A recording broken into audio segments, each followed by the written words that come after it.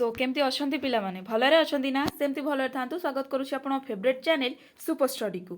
तो +3 first semester पिला माने आमे हिस्ट्री ऑनर्स पिलांकर आज देखिबा कोर पेपर 1 रो टॉप 30 शॉर्ट क्वेश्चन बा एक मार्किया क्वेश्चन आमे देखिबा। ठीक अछि। तो आपणकर मेजर जे रखिजो बा ऑनर्स पेपर पिला आउ जे माइनर रखिजो बा आकु जाकु इलेक्टिव भाबरे नैचो तो बोथ कारण आपणक सिलेबस सेम अछि तो बोथ आकु देखि परिबो। तो चलो तो स्टार्ट करिबा कि मु बोथ इंग्लिश आ ओडिया रे देखिबी आपण ओडिया रे फर्स्ट मु कहि देबी देन इंग्लिश रे मु आपनको देखि देबी सेटा।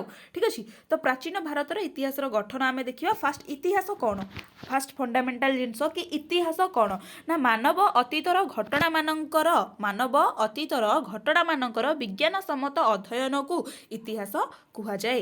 तापर क्वेश्चन देला प्राचीन भारतीय इतिहास रे गोटे साहित्यिक उत्स लेख। प्राचीन भारत रो जो इतिहास अछि तार गोटे साहित्यिक उत्स कोन हबो ना वेद ही हबो तार गोटे साहित्यिक उत्स।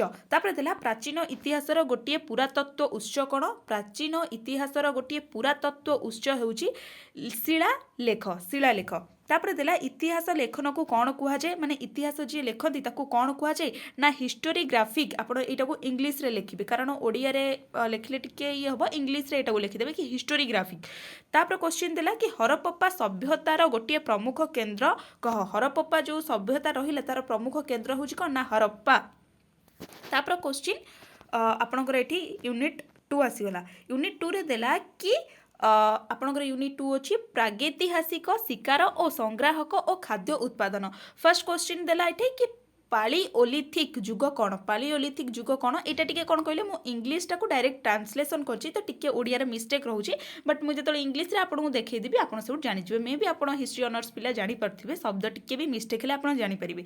तो कौन हैला पालिओलिथिक जुग कौन ना पुरातन पाषाण जुग को ही आमे पालिओलिथिक जुग बोली कहि थाउ। तापर क्वेश्चन को जिबा। तापर क्वेश्चन देला कि पालिओलिथिक जुगर गोटे उपकरण कह तार गोटे उपकरण कुह बा कह मिस्टेक हे जेछि कुह कोन ना हस्त कुराड़ी हबो। तापर देला पालिओलिथिक मानवर प्रधान वृत्ति कौन थिला। प्रधान वृत्ति ए जो आर एटा इंपोर्टेंट अछि कारण ए जो आर जो वृत्तिटा कौन हबो ना शिकार और संग्रह को ही तांकर प्रधान वृत्ति सेटा थिला। से ताकू पेशा भाबरे ग्रहण करथिले केउ माने ना पालिओलिथिक मानवर सभ्यता जो तांकर सभ्यता थिला से कौन शिकार आउ संग्रह को अधिका इंपोर्टेंस बा ता निज वृत्ति भाबरे से ग्रहण करथिले। तापर क्वेश्चन देला कि मेसोलिथिक जुग काहेकि प्रसिद्ध। मेसोलिथिक जो जुग रहिला सेटा कोन पई प्रसिद्ध ना माइक्रोलिथिक पाथर उपकरण पई माइथोलिक जो पथ अछि बा पाथर अछि तार जो उपकरण पई ही एटा प्रसिद्ध। तापर क्वेश्चन देला कि नियोलिथिक विप्लव कौन नियोलिथिक विप्लव कौन ता केंद्र कौन ना कृषि आरंभ ही नियोलिथिक विप्लवर आरंभ बा केंद्र जहाँ आम कहीपर। तापर क्वेश्चन देला कि नियोलिथिक जुगर गोटे फसल कुह। नियोलिथिक जो जुग रहा से गोटे मुख्य फसल कौन ना गहम को ही से मुख्य फसल भाव में ग्रहण करिथांती। तापर जिबा तृतीय एकक हरप्पा सभ्यता जो आपनकर अछि हरप्पा सभ्यता देला कि हरप्पा सभ्यतार अन्य नाम कौन इटा मोस्ट इंपोर्टेंट पिला माने बहुत टाइम क्वेश्चन आसे कि हरप्पा सभ्यतार अन्य नाम कौन ना सिंधु उपत्यका सभ्यता को ही हरप्पा सभ्यता बोली कहि थाउ बा हरप्पा सभ्यता को हिंदू उपत्यका सभ्यता बोली कुहा जाय थाए। तापर क्वेश्चन देला कि सर्वबृहत हरप्पा सहर कौन। सर्वबृहत हरप्पा सहर नाम कौन ना मोहेनजोदारो। एटा भी इंपोर्टेंट बहुत टाइम आसे मोहेनजोदारो ही हरप्पा सभ्यतार सर्वबृहत सहर बोली मना जाय थाए। बुझिला। तापर क्वेश्चन जिबा। तापर क्वेश्चन देला कि डकयार्ड क्यों हरप्पा केंद्र रे मिली। डकयार्ड जो रहिला सेटा क्यों हरप्पा केंद्र रे मिली ना लोथाल हरप्पा केंद्र रे सेटा मिली। तापर क्वेश्चन को जिबा। तापर 15 नंबर क्वेश्चन देला पिला माने कि हरप्पा वासिंको प्रधान वृत्ति कौन थिला। हरप्पा वासिंकर प्रधान वृत्ति कौन थिला ना कृषि हेउची हरप्पा सभ्यतार प्रधान वृत्ति। हरप्पा सभ्यतार गोटे कला शिल्प कुह ना मणि तैयारी होउची हरप्पा सभ्यतार गोटे कला शिल्प कौन ना मणि को तैयारी करिबा। तापर जे हरप्पावासी केउ धातु जानि नथिले इंपोर्टेंट अछि एटा इंपोर्टेंट अछि एटा हरप्पा सभ्यता केउ धातु जानि नथिले ना लोहा धातु को से जानि नथिले से लोहा कौन से जानि नथिले। तापर देला हरप्पा सहर योजना केमिति थिला। हरप्पा सहर तांकर योजना केमिति थिला ना जालिया पद्धति रे तांकर योजना थिला। तापर क्वेश्चन देला कि परिवर्तन अवस्थार संस्कृति बा आपनकर जो यूनिट 4 टा अछि। फर्स्ट क्वेश्चन देला प्रारंभिक वैदिक जुग केउ वेद सहित संपृक्त ना ऋग वेद सहित इंपोर्टेंट अछि पिला माने कि प्रारंभिक वैदिक जुग केउ जुग सहित संपृक्त ना ऋग ଯୁଗ ସହିତ ବା ସରି ଋଗ୍ବେଦ ବେଦ ଏଇଟା ଦେଇଛି ଋଗ୍ବେଦ ସହିତ ସମ୍ପୃକ୍ତ। ତାପରେ କ୍ୱେଶ୍ଚିନ୍ ଦେଲା ତାପରେ ଏଠି ଦେଲା କି ବୈଦିକ ସମାଜର ମୌଳିକ ଏକକ କ'ଣ? ବୈଦିକ ଯେଉଁ ସମାଜ ରହୁଛି ତାର ମୌଳିକ ଏକକ କାହା ଉପରେ ଫୋକସ୍ କରିଥାଏ ସେ ନା ପରିବାର ବା ଫ୍ୟାମିଲି ଉପରେ ସେଇଟା ଫୋକସ୍ କରିଥାଏ। କିଏ ନା ବୈଦିକ ସମାଜର ମୌଳିକ ଏକକ।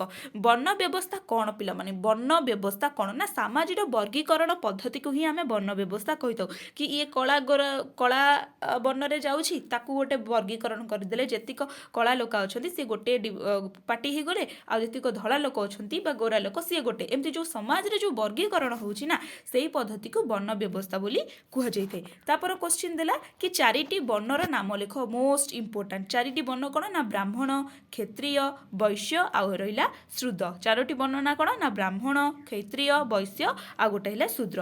ତାପରେ କ୍ୱେଶ୍ଚିନ୍କୁ ଯିବା। ଦେଲା କି ପରବର୍ତ୍ତୀ ବୈଦିକ ଯୁଗର ପ୍ରମୁଖ ଗ୍ରନ୍ଥ କ'ଣ ଥିଲା? ପରବର୍ତ୍ତୀ ଯେଉଁ ବୈଦିକ ଯୁଗ ରହିଲା ସେଥିରେ ପ୍ରମୁଖ ଗ୍ରନ୍ଥ କ'ଣ ଥିଲା ନା ଉପନିଷେଦ ଥିଲା ହିଁ ପ୍ରମୁଖ ଗ୍ରନ୍ଥ। ତାପରେ ରହିଲା କି ଚାଲକୋଲିଥିକ୍ ସଂସ୍କୃତି କ'ଣ? ଚାଲକୋଲିଥିକ୍ ସଂସ୍କୃତି କ'ଣ ନା ତ୍ରାମ ପାଷାଣ ସଂସ୍କୃତିକୁ ହିଁ ଚାଲକୋଲିଥିକ୍ ସଂସ୍କୃତି ବୋଲି କୁହାଯାଉଥାଉ। ତାପରେ ଦେଲା କି ଗୋଟିଏ ଚାଲକୋଲିଥିକ୍ ସଂସ୍କୃତିର ନାମ କହ କ'ଣ ନା ମାଲୱା। ମାଲୱା ହେଉଛି ଗୋଟିଏ ସଂସ୍କୃତିର ନାମ। ତାପରେ ଦେଲା କି ମେଗାଲିଥିକ୍ କ'ଣ? ମେଗାଲିଥିକ୍ କ'ଣ ନା ବଡ଼ ପାଥର ଶବଦାହ ଗଠନ। ବଡ଼ ପାଥର ଶବଦାହ ଗଠନକୁ ହିଁ ମେଗାଲିଥିକ୍ କୁହାଯାଏ।